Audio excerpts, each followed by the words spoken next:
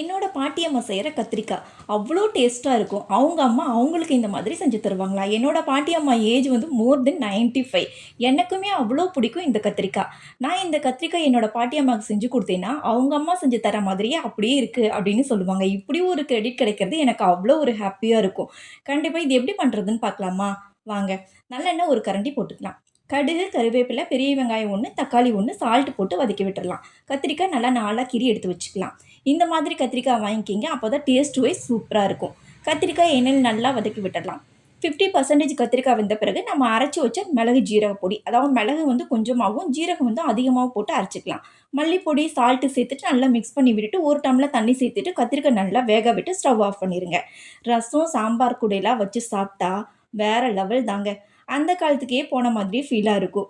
என் பாட்டி அம்மாவோட ஸ்டோரி கேட்டுக்கிட்டே அப்படி சாப்பிட்டு முடிச்சாச்சு. கண்டிப்பாக நீங்களும் வீட்டில் ட்ரை பண்ணி பாருங்கள். தேங்க் யூ ஃபார் வாட்சிங்.